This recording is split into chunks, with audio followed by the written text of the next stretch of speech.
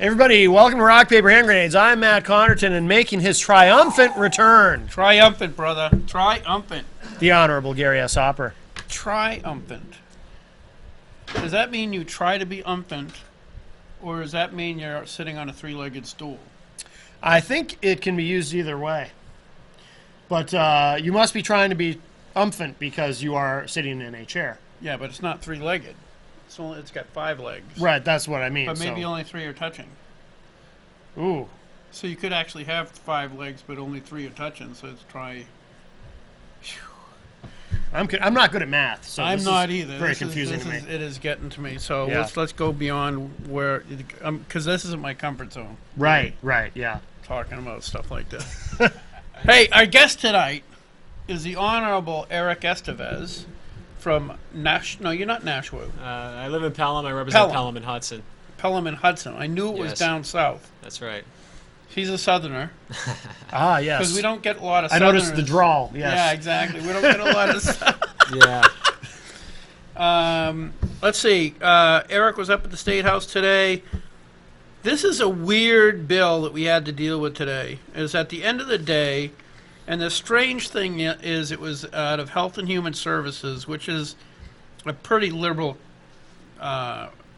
committee. Yeah. There's some committees that are moderate, conservative, but this one's very liberal.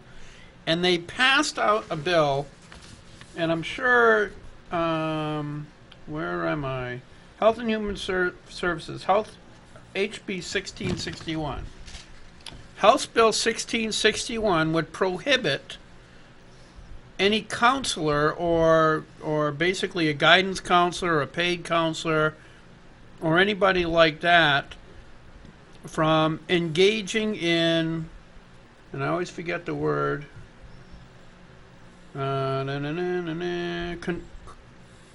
conversion therapy. Oh, okay, the gay conversion therapy. Okay, yeah. Conversion therapy. At first I read the bill online, I thought it was a good thing because I thought it meant conversion. To me, conversion means like if you convert your motorcycle into something else. So when I read that, I presumed it meant trying to tell kids that they should get a sex change operation. Right. Made sense to me. That's what it sounded like. Right. Then I looked it up again, but then I looked up what conversion therapy was this time and looked at it.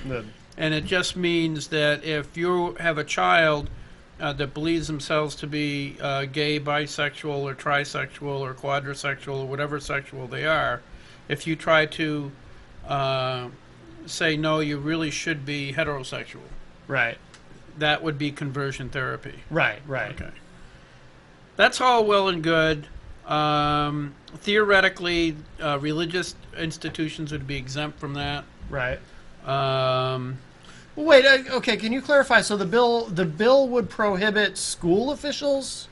A counselor at a school couldn't do it. A paid therapist or anybody in a professional capacity could not encourage a child that self-identifies, I would suppose is the right terminology, as homosexual, into reframing from that. Chris Christie in New Jersey signed a law similar to that. Basically outline the gay conversion therapy for kids. Now, see, I wonder with something like this. I mean, first of all, I don't believe in the gay conversion therapy because I think people are just born gay. But with something like this, I mean, is this I took a test on the internet. And it said I'm absolutely 100% heterosexual. You almost slipped there. I almost slipped. Made me wonder. So I felt much more comfortable because those Facebook tests are accurate within. Yes, they are. Yes, 2%, I believe. 2% inaccuracy rate. I tell everybody, I say that Gary Hopper, he's all man. I'm manly. I'm wicked manly. I mean, I won't reveal the context of those conversations, but I do tell people. You can smell the testosterone. Not that you want to. Right, but it's like that old commercial, testosterone. You're soaking in it. Exactly. Might have been Palmolive. No, that was Palmolive. Yeah, similar but same idea, thing. I Yeah, guess. exactly. So, but this sounds like a solution in search of a problem. Like, is this actually going on? Are these conversations actually happening in the schools? Because even though I don't agree with it, I also don't agree with a lot of pointless new laws for no reason. I don't know. I haven't seen any evidence. They pointed to some bizarre. It was the most bizarre argument. I had a question for the people in favor of it, Yeah. and none of them would take any questions. Really? No, none of them would take any questions. Well, I think they knew they had the vote, so any questions could only diminish that possibility. Oh, okay. So it's tactically, strategic, it's strategery. yes, yes. My question was, okay, let's presume that all their arguments are legit, and this only harms children. Right. Okay, that's their argument. Yeah. My question is, a 14-year-old child goes into a therapist. 2 weeks later, that child says, "Mommy, Daddy, that guy tried to convince me I wasn't gay and that I should work on being heterosexual." Right. Whether he did or he didn't, or she did or didn't, how do you win in court against that allegation? Because I don't think as a therapist or a psychologist or a psychiatrist that you can use any evidence during those therapy sessions. Oh, it would be inadmissible. I wonder though if it's a minor. It's a minor. That's different. If it's a minor, how can that I don't know enough about it. That's why I wanted to ask. Yeah. But I would think a psychologist would be breaking his oath of office, whatever it's called, to reveal what was said between he and the patient. Right. So he can't even defend himself, I don't think. Yeah, that's interesting. If he came out and says, "Well, here are my notes," he said A, B, C, and D, and that took up the hour, and that topic was never even discussed. That may change though if you're being sued for something. I'm not sure. That is a very good question. I'd like to know the answer. I would have liked to have known the answer to that too, but they wouldn't take any questions. A bunch of sissies. But this sounds to me like just some sort of PC stuff. Like gay conversion therapy is generally discredited among the psych community anyway. It's a fringe thing, so. Again, it sounds like a solution in search of a problem to me. I don't think this is really going on. I don't think this needs a law. Yeah, I don't think it needs a law, but I also don't trust the psych quote-unquote community. I mean, they're the ones who have recently, at least one of them came out and said that pedophilia is a sexual preference. A sexual preference, which means a predisposition towards adults being attracted to children. Right. But I think that's also a fringe view. I don't think you're typical. I mean, my dad's a clinical. Well, why doesn't he call up and tell me? I don't think he would agree. That's a good point, Dad. If you're watching, he doesn't live in Malaysia. He doesn't. Yeah, but there's other people besides Malaysians that watch this. I didn't know. Yeah, that's really good news. There's three. So I was hoping one was your dad. Hey, so Eric, where were you on that? Well, this was a very time-consuming issue that we had to address today. There was several motions to limit the debate. Yeah. In my opinion, we need to respect each other and protect the constitutional rights of all people. So that's always a top priority. But at the same time, we have serious problems that we need to address in terms of policy issues. We have a jobs crisis in the state. We have a drug crisis. Yeah, I know, but you're getting off.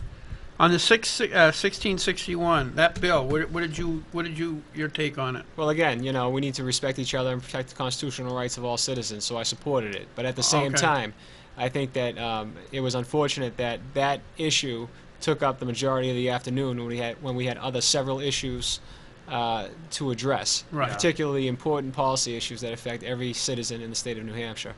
Yeah, but anyway, so that was the biggie today. Did that really take up several hours? No. Not several hours, but it did take up a majority of the time, particularly towards the... It took probably a total of an hour. Oh, really? Yeah, and it was at the end of the day, and people were getting restless, and again, we had other bills on the agenda that we really were not able to discuss with candor and with truth in depth due to the fact that that issue took the majority of the time. Does that happen a lot with all the legislation? It does happen every once in a while. Tell them what happened to your bill at the end of the day. Well, for example, I had a bill at the end of the day. It was HB 1359. It was a bill that was going to directly help service-connected disabled veterans.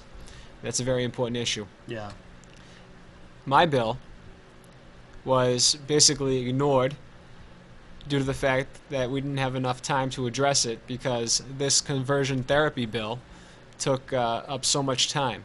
That's unfortunate. As a result of that, my bill HB 1359 was tabled, and the fight is not over. Though we will continue to try to get the bill passed this session. But that's a perfect example of how bills make how frivolous bills make important bills disregarded and not given an opportunity to be addressed. Yeah. Explain what your bill would have done. What benefit to the community would have been? Well, my bill HB 1359 is a good bill, and I'm not just saying that because I filed it. It's a good bill because it directly helps veterans. Service-connected disabled veterans are courageous men and women who are injured on the battlefield or injured during their time serving our country. They put their lives on the line for our freedom. So this bill basically salutes America's heroes. It would provide property tax exemption to service-connected disabled veterans. Service-connected meaning they were disabled while serving, is that? That is correct. Okay, that is correct. And the bill would provide 100% tax exemption for a 100% disabled veteran. It would be prorated all the way down to 30%, depending on the percentage of the disability. The state of Texas had this bill on the books for many years. It's been very successful. And we need to support our veterans, not only because it's the ethical and the right thing to do, but it would stimulate our economy. And these veterans are very patriotic and civically engaged. And it's good public policy. It's good, sound public policy taking care of veterans. And above all, it's ethical. And the American writer Robert Frost, who was a New Hampshire resident, once said that a nation reveals itself by the men it honors, and that's what this bill would do, essentially. Yeah. Did you know that the American government has been sticking it to the veterans forever? Oh, yeah. You can go all the way back to World War I when they had to march on Washington just to get what the government promised them. Yeah, and you just referred to the March on Washington back in World War I. It was after World War. Excuse me, it was actually World War II. It was right after it was World War I. There was veteran benefits that were not given to the veterans. Yeah. And in World War II, there was also veterans who were upset that they were not getting the benefits that were they were entitled to. So the veterans have been shafted for many years, and they deserve dignity and respect. And the reason why I think veterans get disrespected and ignored is because of the fact that you have to remember the heads of all these agencies are political appointees. Of course, yeah. People say that America's the merit system. It should be the American system. People should get jobs based on their skills and qualifications, but as we get older, we find out that we do not live in the merit system. We live in the political patronage system. Of course. So the heads of the majority of these agencies are political appointees. Not only are they unqualified, their heart's not in the right place. Right. And then they appoint their friends to positions under them, and then it's just complete chaos within the agency. No accountability. There's no accountability. You know what was the most outrageous story that happened? I'm sure you guys heard it a couple weeks ago. The suicide hotline. Do you know about this? The VA set up a suicide hotline that it turned out went to a voicemail that nobody had the password for. Wow. Nothing. When I heard that story, I thought, if there's one thing that says it all about how we treat our veterans, it's that. And they've already figured out that there's at least one instance where a veteran, because eventually somebody figured out how to access this voicemail, a veteran who had called it, feeling suicidal, who had left a message and did end up killing himself. It goes on and on and on in this Horrifying. country, and the PTSD is a severe issue that leads to a lot of these suicides. Yeah. 1/3 of all homeless people in this country are veterans. And I didn't know it was that high. 1/3? Yes, according to the U.S. Department of Veterans Affairs. So this is unsatisfactory. Oh, your dad's calling. That's incredible. Wait a second, Eric. All right. We His can only dad's hope. calling. Dad, is that you? Hi, welcome to Rock Paper and Grenades. Who's on the line? Could be him. Could be. Hey, Matt, it's John Hopwood. I just wanted to tell you the bonus march was in 1932. Okay. I knew it. It was World War I veterans had been promised a bonus based on their combat in France. My grandfather was there, World War I. Okay. It was payable in 45, but they used their constitutional rights of free assembly and to petition Congress to try to get them to pay it out early because they needed the loot. It was during the Depression. And Hoover had Douglas MacArthur, who was the chief of staff of the Army. his aide was George Patton. Douglas MacArthur's aide was Eisenhower, and Patton, who was a major, was the head of the cavalry. Yeah. And MacArthur went over his orders, and holy smoke! You can actually go online, like YouTube, and see they attacked the veterans to drive them out of Yep. D.C., even though they were leaving. They never did get their bonus, by the way. But Really? the funny thing is, Patton was on horseback and charged the crowd twice, and in the second charge, one of the people was a private who'd won the Distinguished Service Cross, second highest award for valor under the Medal of Honor, for saving Patton's life. Wow. And Patton called him a red and told him to go to hell. Yeah. So that's how they've treated veterans ever since World War I. Absolutely. Wow. And by the way, they tried the gay conversion therapy on Lou Reed with electroshock. I don't know if it took or not. Take care. All right, thank you, I John. don't know. He was pretty successful. Lou Reed, yeah. Yeah. So. Yeah, so the caller was correct. He's very historically accurate. And He's- General he's MacArthur, hysterical, all right. General MacArthur was a good man, and when he Well, you know, we just said that they were actually fighting against the veterans. yes, that is an unfortunate situation, but Putting it mildly. but I think that as the years went on, he served his country very honorably Yes, in the South yeah. Pacific. After the World War II, he rebuilt Japan, and he was so loved by the American people that when Harry Truman fired him in 1952 or 1953 because he wanted to go beyond North Korea into China, Harry Truman ended up Get rid leaving of him. office with a 20% approval rating. Yeah. And but it is unfortunate the way that we treat our veterans, and I am very proud of the fact that I have the political courage to at least try to address the issue at the state level. No, And we need to continue to do that. I want to bring up another point.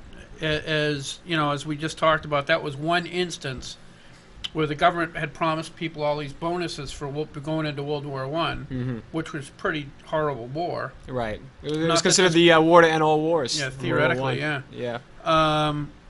And then they never got it, and then they were basically kicked out at gunpoint out of D.C. And you look at the Vietnam vets. Yeah. They They call them baby killers and all these bad things. Oh, yeah, they were spit on. when Yeah. they came back, and also you had people that came back from Vietnam, and it was extremely apparent that many of them were suffering from post-traumatic stress. They weren't being treated for that, but they were also being suffering from the effects of Agent Orange. That's true. And it yes. took how many years before the military even acknowledged that that was a problem? Yeah. Right. I know a friend of mine basically died of complications Yeah, at least the cancer. from he had all kinds of stuff going on Right, after right. being exposed to that stuff. So the reason I'm bringing that up is I'm grateful for your bill, and I still think we have a chance of at least having it heard next week. But I want to use that as a jumping off point to, if the government will do this to arguably the people that it should be most grateful to in society, how can anybody in their right mind believe that national health care is a good idea? Right. Well, you know, President Reagan once said, "Government is not part of the problem; it is the problem." It is a problem. Anytime government gets involved, there's tremendous inefficiency, and it's unfortunate. In regard to basic civil liberties and so forth, we have a constitution. It's a beautiful document. It's inspired many democracies around the world. So, as I tell my students, the Constitution is basically the contract between the people and their government. Our rights are there. It's just that from time to time our government gets hijacked by people who do not really have the people in their best interest. It's actually a contract between the people and the government, in that these are the rules for government. These are your restrictions. And they have it's long, and the federal government is supposed to be a contract between the states and the federal government. Precisely, but we have many problems in this country right now. When you get sworn into office, you take an oath. to respect and uphold the Constitution. Correct. The same thing with these liberal activist judges in the courtrooms across Yep. this country. They violate their oath on a daily basis. The problem, I think, with the country is people are not civically engaged. They don't pay attention. I put in another bill to make civics mandatory in public schools. The bill was shot down in committee. Right. So I'm making good faith efforts to address some of these problems. I can't do it alone, but at least I'm starting a conversation. Yeah. John F. Kennedy said in his book Profiles in Courage, the type of government we get is the type of government that we demand and above all deserve. Deserve is the operative So until word. the American people start paying attention and become civically engaged and take an active role in their government, we're going to continue to have problems like this. I am positive that a majority of the voters, I shouldn't say a majority, there's a lot of voters who can tell you the starting lineup of the New England Patriots. Yeah. The The latest reality TV show. latest Right. reality TV show, Yeah. none of which would be able to actually answer fundamental questions about the Constitution that they live Right. under. Have you seen any of those interviews with people? They're usually near the beach for some reason. I forget what the guy's name is. You know, we ask them simple questions like, Yeah. like you know, who was that wasn't that guy. It was a young lady was doing one where she was asking people, what was the Civil War? Who fought? What sides were in the Civil War? Right. Or who won? Yeah. They had no idea. It's They sad. had no It's sad. idea when It's it sad. was. It They is. had no Depressing, idea yeah. who won, why they won, what it was about. The majority of people cannot pass a basic civics exam. I think Leno used to have that jaywalking segment. Yeah. And that That's was man really on the street thing. Yeah, Yeah, that there's was a really lot of that. interesting, Yeah, and it was interesting, but at the same time, it was yeah. tragic. You They're know? funny and sad at the same time. True, yeah. true. So But it's they unfortunate. had one just recently. I was watching. It was I think it was Jimmy Kimmel had a lady go out, and it was after on Super Tuesday. Yeah, You see that one? I did see that. She yes. goes out. She goes out and says, "Well, you know, it's Super Tuesday," and they're in California. California doesn't vote, I think, till June, so nobody on that street has voted. Right. Yeah, So she says, "Oh, it's Super Tuesday. Did you vote already today?" yeah. "Oh yeah, I voted." It's like she had tons. Wow. Then she Yeah. started just making crap up, and she goes, "Well, what'd you think about the new eye scanning software?" That's "Oh, right, that yeah. was pretty weird. I'm not sure That's I right. trust that." You know? Right. I think to state it simply, we have become an unserious people in a serious time. Yes, that's actually I like that. We got to put that on our Facebook. Oh, right. We're an unserious people and a very. Of course, that's probably not something I should post on this show's website. I think people already know. Oh, that yeah, we're on they a do. serious- They on a know serious time, yeah. exactly. Well, if they watch things. So, how did you get? How did you? What precipitated running for office? Where you come from? How'd you? Where'd you start on all this? Heard you say something about Yeah. students. Yeah, well, hate I do. children. I teach at a college, and I teach government, history, and economics, What and college? international relations, Endicott College. Okay. And Great. I enjoy it. I find the work to be very rewarding. I always liked helping people. I never really wanted to go into politics. I wanted to go into the military, and I was in RLTC when I was in college, and I was all ready to get sworn in as a second lieutenant and start a career as a military officer. And unfortunately, I was at MEPS, the military entrance processing station, and I was diagnosed to be colorblind. And if you're colorblind or color deficient, as they call it, Aren't we supposed to, in this day and age, to be colorblind? Yeah, I don't see Yeah. color. Isn't that kind of the whole thing? Me, you know? everything's yeah, gray. you know, Everybody's. yeah. So if you are colorblind, you cannot be a commissioned officer in the U.S. military. So Okay. I like helping people. I love public service. So I decided to get involved in politics. So I was always interested in politics. I never really wanted to run for office. You were smarter back then. Yeah. But my grandmother was very active in politics. Really? Yeah, she inspired me. And What did she do? She ran for office? No, or she didn't run for office, but she paid attention. She was a very informed voter. She had a lot of yelling at friends the in TV politics. and stuff. And Yeah, all that kind of stuff. And she had a lot of friends in politics, and she just inspired me. And plus, my grandparents, they're from what they call greatest generation, according to Tom Brokaw. Right. The World War II generation, part of the ask not what your country can do for you, ask what you can do for your country, JFK mentality. Right. So they really inspired me to go into public service. So after I was unable to go into the military and I graduated from college, I decided to run for office. I won a seat on the budget committee in my hometown. And I ran for state representative the first time in 2004. Unfortunately, I was unsuccessful, so I took some time off from politics. Right. And then I got the urge to serve again, I suppose, in 2014, and I decided Has to this run. cured you? Excuse me? Has this cured you? Well, it's cured my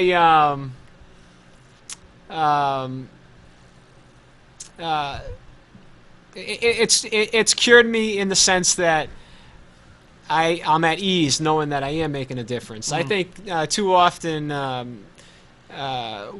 we have great anxiety as individuals when we know there's something wrong, but we can't take action. I think being in politics, you can take action, and sometimes you might file a bill and the bill doesn't get passed, but at least you can look in the mirror and say, you know what, I tried the best I could. And the saddest thing in life is not trying and failing, but failing to try. Right. You know.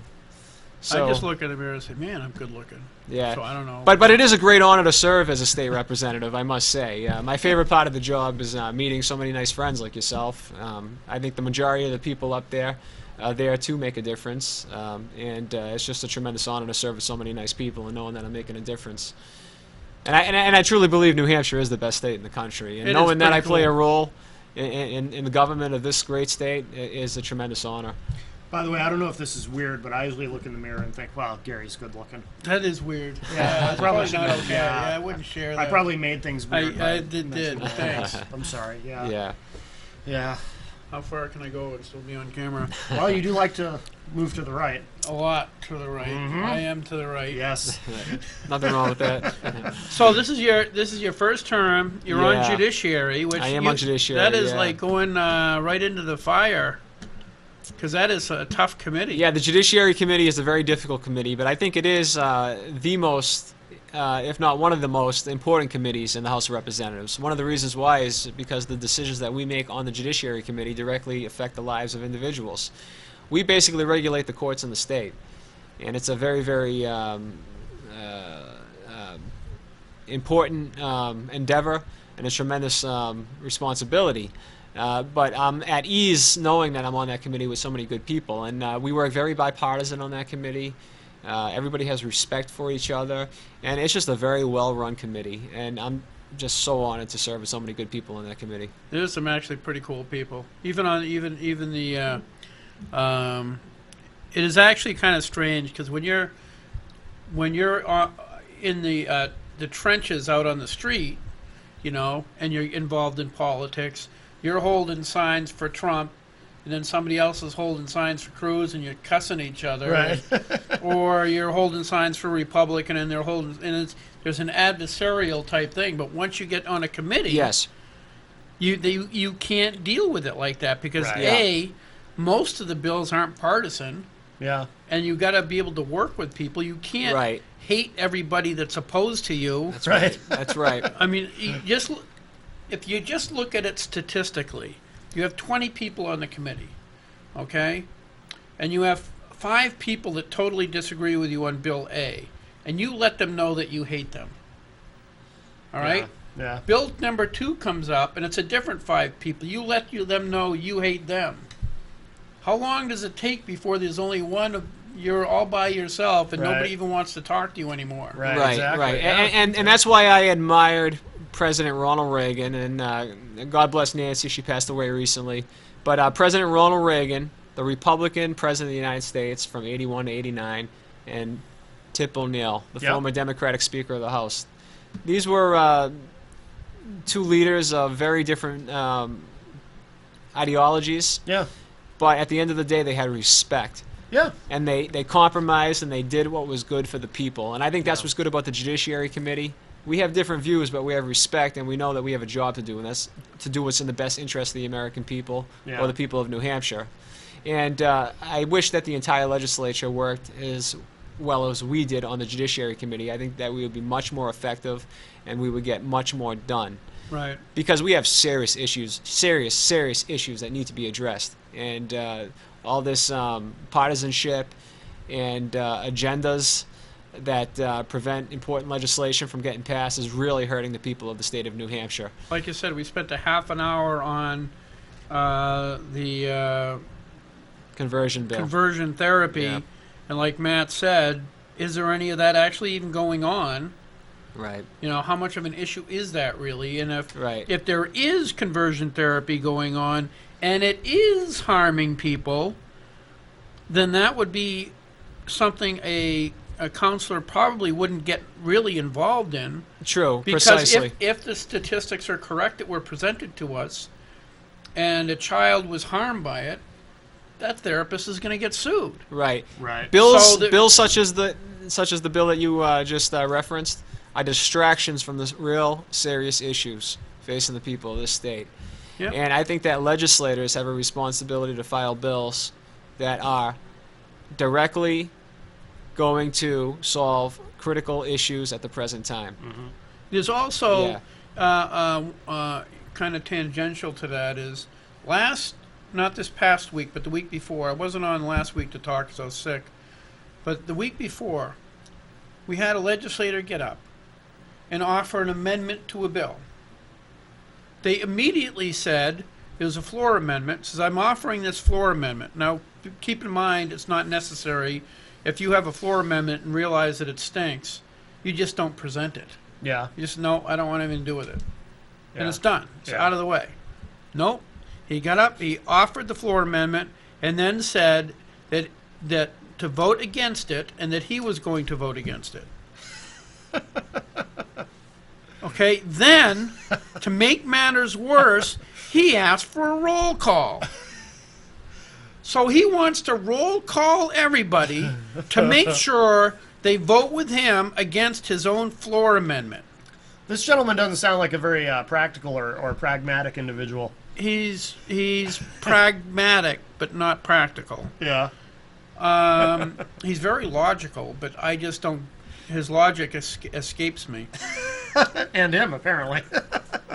There was some strategy that he was involved with, and I don't understand it, and I personally don't care. Yeah. Because what he in effect did is you had a 400-member legislature, and like Eric and I, we don't get paid for this. Right. Okay, we get $100 a year. We're not doing it for the money. But if you're not getting paid, don't waste my time. Right. Please don't just get up to waste my time. Right. Or don't waste the people's time. The people's Right. time, Yeah. people's money. That's right. Yeah. The roll calls cost money. Anyway, so he spent 15 minutes on something he did not want, Yeah. got a roll call on something nobody wanted. Yeah. It took 15 minutes, and with a 400-member legislature, that's 100 hours of legislative time spent because he had some strategic brainstorm Yeah. or something. And he's not. If he was a moron, I'd get it. Right. Right. You know, if he was truly a moron and had an IQ of 10. Yeah. And he got up and did that, I'd say, okay, I get it. Yeah, You know, yeah. all right, I'd let it slide. But he doesn't. He's a smart guy. And it was so aggravating. Yeah. And we have the libertarians were calling roll calls all that the Wednesday before last and the Thursday. Yeah. And each roll call is 5 minutes. That's 30 hours. Yeah. Yeah. And they're not necessary because, okay, so we got, Eric and I are going to run. Are you going to run for election, by the way? Well, I am still debating on what I'm going to do. It seems to me that the election's still many months away. Okay. But I do find the work to be very rewarding, and It's whether it's pretty interesting. whether I Anyway. stay as a state representative or whether I go on to another position, I will continue to represent the people of the state of New Hampshire to the best of my ability. And again, a decision will be made soon. But anyway, if you run for re-election, Yeah. there will be certain bills that are really necessary to have roll calls. A few gun bills, a few abortion bills, a few tax bills, and specifically Medicare expansion, those kinds of bills. Yeah. And there will be a very small percent, but a percent of the general public that when I go and hold my sign out in front of the polling place will come up and say, hey, you're a big jerk for voting this way, or hey, thank you for voting that way. Yeah. But when you got 100-something bills in 2 days being roll called, I forget how many it was, Yeah. nobody's going to know. Right. There is nobody that's going to look through that list and say, oh, you voted on HB. That's a very good point. There's just no way that that's ever relevant. Right, right. It's not relevant, and President Reagan used to always say, somebody who votes with you about 80% of the time is a friend, not an enemy. And in regard to voting, I always do what my constituents want me to do, because people forget that we live in a republic, and in a republic, people elect leaders to be their voice in government. So I always do what my constituents want, and sometimes what my constituents want is not what certain interest groups want. But Right. that's fine, because at the end of the day, I have a job to do, and that's to represent my constituents. Okay, hey, so constituents, this is something that you might run up against. 2 weeks ago, there was a bill to allow, and we've discussed this bill on the show. It was presented to me when I was on Fish and Game, when the Democrats were in control. Me and Mike McCarthy were the most conservative members of that committee. Mm-hmm. So NHFC, New Hampshire Firearm Coalition, contacted me and said, hey, we'd like you to amend this bill to eliminate any restrictions on firearms loaded in the vehicle. Mm-hmm. Well, I know what that means. That means that I could have my pickup truck with a 300 Winchester Magnum, which is quite a bit more powerful than a 30-06, pointed out the window with a round in the chamber, the safety's off, and all I have to do is throw the windshield scraper in the back in back of me, and that thing's going to put a hole right through that truck, and whatever is beyond it. Right. Okay, this is not safe. There's no way that any gun safety course ever tells you to have a loaded gun pointed out a window Right. as you're driving down the road. Right. I'm glad you Well, brought let up. me Okay. just, Okay. I'll get to Continue. it. I'll try to make it quicker. Okay. I can see you're chomping at the bit. So, anyway, so they had me try to amend it to get rid of any restriction. Yeah. And I told him, I says, look, I can't do that. You have to have a conscience when you do this stuff That's too. right. That's right. And so I said, I'll give you this. I will amend it so that we redefine a loaded weapon as a weapon with a round in the chamber. So that it's illegal to have that round in the chamber as you're going down the road, but you can have ammo in the gun in case you need it for protection. Okay. Okay, so it's easy. Okay, so that was then. Guess what they did? Now keep in mind, I was either the most conservative or equal to the most conservative Second Amendment person on the Fish and Game Committee that year. Guess what they did in the election? They attacked me because I didn't do what I was told by the NHFC. Yeah. Okay, so what I'm telling you is, did you vote a couple of weeks ago? I think it was JR had an amendment to eliminate any restrictions, same thing I was just talking about, on firearms in the vehicle. So that 300 Winchester Magnum could be pointed out the window. Now JR was, I don't know if he still is, the secretary of New Hampshire Firearms Coalition. Did you vote for his amendment to allow weapons to be pointed out the window? There was a lot of amendments that day. I would have to have the amendment in front of me, and he's a serial amendment filer. Right. So I would have to have the amendment in front of me to see what amendment you are referring to, and look at the details of the amendment. But I do support the Second Amendment. Yeah, that's different. Yes. I didn't vote for the amendment because Okay.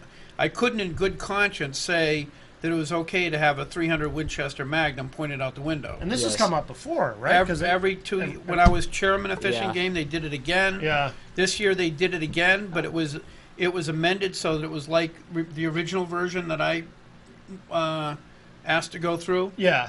where it's a loaded weapon only when there's a round in the chamber. Yeah. That's what passed the House a couple of weeks ago. Okay. But JR only roll called the amendment that allowed anything goes. Yeah. So that's the only roll call. I'm letting you know because you're probably going to be attacked, and they will say he's anti-Second Amendment, and then they'll refer to the amendment to the House bill. Yeah. And your constituents. I went to my gun club that year, and they said, "Hey, NHAC said that you're anti-gun. What'd you do?" I says, "This is what I did." Everybody in the gun club goes, "Oh, Right. oh, sorry," and they just stopped. They stopped being a member of NHFC. Well, look, after that. in politics, it's not what people say; it's what you are. Yeah. And you can't define an elected official by one vote. And I think we also need to stop being vague and look at the context of these votes. Because Marilinda Garcia was in your district, right? She was in Salem, right next to me. Okay, but she lost her seat. She lost her seat for a variety of reasons. No, a while ago. She lost her seat because of NHFC. Oh, really? Yeah. What, was it the same thing? Not the same thing, something else similar. Okay. Because she didn't do what she was told. When they attack you, do they call you a rhino or? They call you anti-Second Amendment. Yeah. Yeah, you're anti-Second Amendment. Because I know in Washington D.C., when Republicans step out of line, they get called a rhino or a Right. liberal or. Yeah, I'm like the anti-Second Amendment. You know, I think we Yeah. need to stop all that name calling. I think we need to unite as a party, and I think that we need to realize that what unites us is stronger than what divides us. We have more in common than we think between the moderates and the conservatives. And until we figure that out and unite as a party, we're going to have challenges. I remain neutral in the race for the presidency, and for the following reason. I think as an elected official, I don't have the right to tell anybody who to vote for.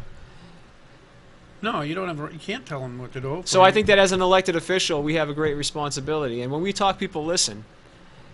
We have more influence than the average citizen, and therefore I didn't endorse anybody for the presidency because I didn't think I had the right to tell people who to vote for. Right. And Well, what do you think about the whole the party elites being willing to trying to throw Trump under the bus, regardless of what happens? As well, a I result? think whether you like Donald Trump or not, I think we all agree that the will of the people must be respected. And if somebody wins the delegate count, then they should be awarded the nomination. It's only right. And I think that we need to stop the establishment from trying to control not only the party, but the way people think. If a party cannot, if the establishment wing of a political party cannot respect the will of their people, then it's not a party anymore. It's a dictatorship.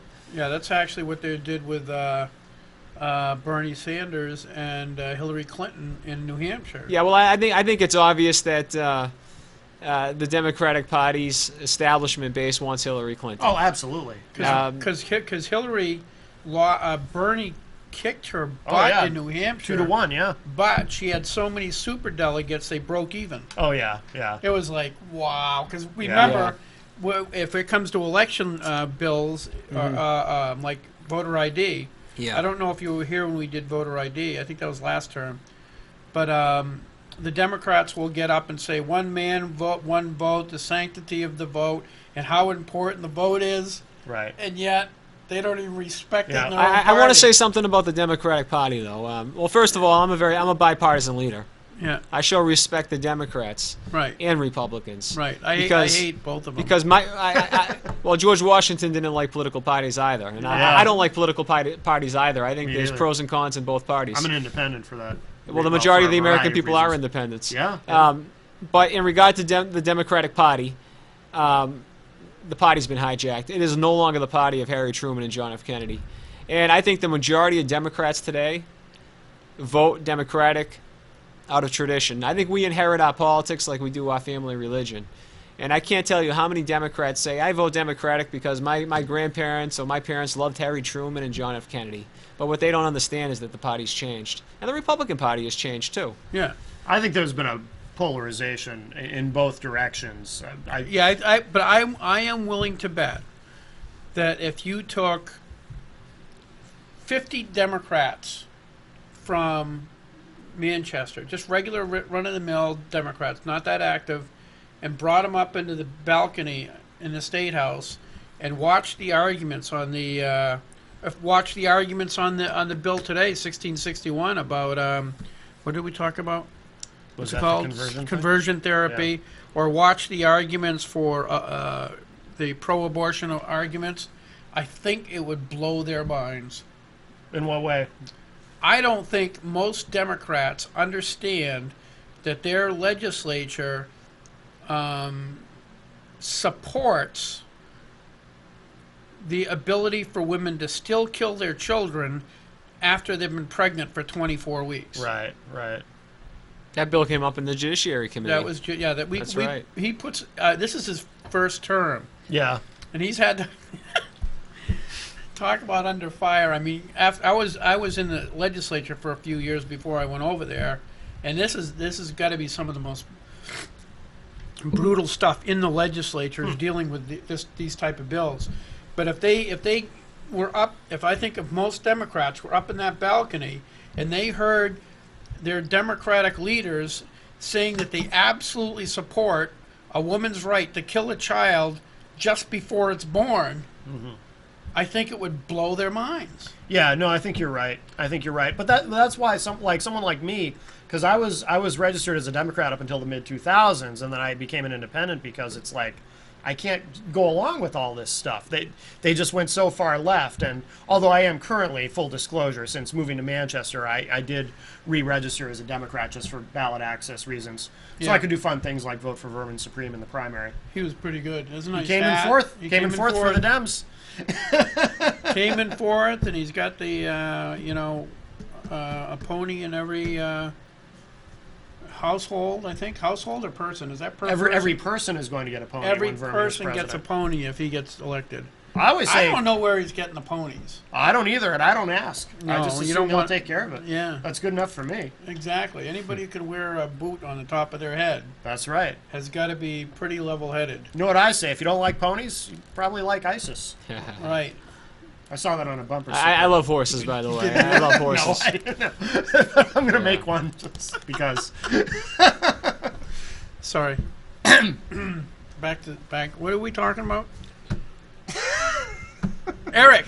This- Eric. yeah. We were talking about. This you. is your show. We can talk No, about whatever no, your we little can't heart talk- we desires. can't- We can't keep talking about. Notice he said little heart. Big heart, big heart. Oh, okay, Yeah, all right. okay. He's got the heart of a champion. Yes, Yes, he does. yes, Yes. That's why he's so triumphant. That's right. Triumphant. Both of you, Yes. both Right, of we're you. gonna go Yes. back to that. Are we? Yes. Yes. We never left it, really. No, no. Not in spirit. Yeah. No.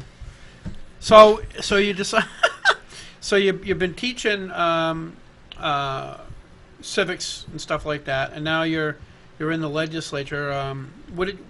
Is that basically most of what you've been doing since you got out of college? Well, when I graduated college, I got a job working as a high school teacher, and then I worked for Fidelity Investments for a while, and then I worked for the okay. United States Small Business Administration, where I traveled the country Wow. helping individuals and small businesses recover from natural disasters. I worked for the U.S. Small Business Administration, but it was the Office of Disaster Assistance. Okay. So if there was an earthquake, a tornado, a flood, any kind of bad natural disaster, and unfortunately these days terrorist attacks, I would Yeah. have to show up, assess the damage, and help the people recover from the tragedy.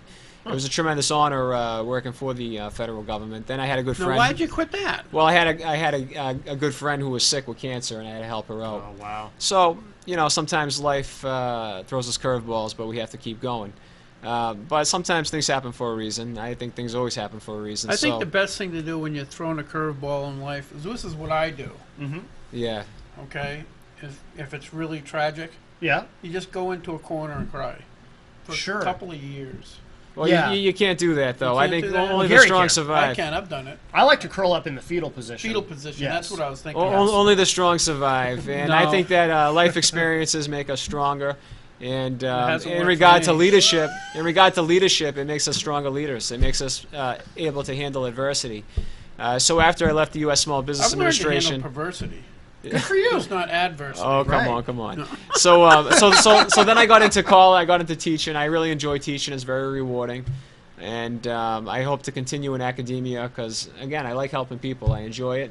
I think one of the good things about serving in the legislature and teaching at a college is I can give my students a real-world perspective where the other professors just teach from the textbook. Not all of them, but many of them. No, I think that's actually really cool. 'Cause you could actually take a bill that's just gone through the State House and take it in full and bring it there and say, well, what do you guys think? How would you have voted? Absolutely. And then, yeah, so that's actually pretty cool. Because I know I've worked with some people that come to the legislature, homeschoolers or whatever, and talk to them about stuff and show them the Constitution. You know what you got to do is show them the 10th Amendment to the New Hampshire Constitution. That's right. State rights is a very, very important thing. Well, what's the 10th Amendment? State sovereignty. No. The New Hampshire Constitution. The New Hampshire Constitution, 10th Amendment. Yes. Well, the federal is state sovereignty. Yeah. Federal is always more influential, supersedes the state level. No, the 10th Amendment to the U.S. To the New Hampshire Constitution. Yeah. The right to revolt. The right to revolt, right, and that's a beautiful right because it proves once again that it's a government for the people and by the people. Right. And when things aren't going right, as Thomas Jefferson said, a little rebellion now and then is a good thing. Yep.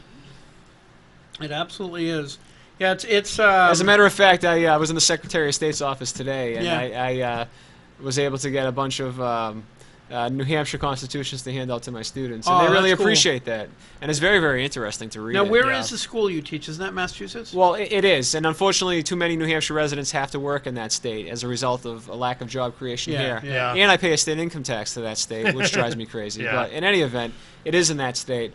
They have a program called the Military Degree Completion Program, and that's where Endicott College teams up with the federal government, and Endicott's professors will actually travel to the military base and hold class on the base. So that's what I do for the college. I do teach some courses at the main campus, which is in Beverly. Right. But the majority of the time I am at the military institutions, the military bases. Which is, what's the one in Air? Is that still active? We don't have any classes in the air location. There's one at... what was the name of that military base in Air? Never mind. Okay, well, we do have the Pease Air Force Base up in Portsmouth. Hanscom Air Force Base. True. We have courses there. We have courses at the U.S. Coast Guard Base. Okay. In the North End, the Military Entrance Processing Station. The North End, is that near the USS Constitution? Yes. And my great-great-great-great-great-grandfather sailed on that. That is really cool. And the USS Constitution is the oldest commissioned battleship in the U.S. It's actually out in dry dock right now. It's under repair. It will be back out in the water again send that out to in fight about ISIS. A year. Yeah, and the USS Constitution, the USS Constitution's nickname is Old Ironsides, because in the War of 1812 against the British, the canyon balls were just bouncing off of the ship. Oh, okay. Yeah, and that's how we got the nickname Old they Ironsides. They used green wood, Yeah. so it was actually still flexible. Oh. I don't think it was necessarily. They had that technology back then. I didn't know that. No, yeah, it was. Yeah, they used rubber wood. Yeah, but there's so much. There's so much history in New England. There really Rubber is. trees, yes. You know, there's so much history in New England.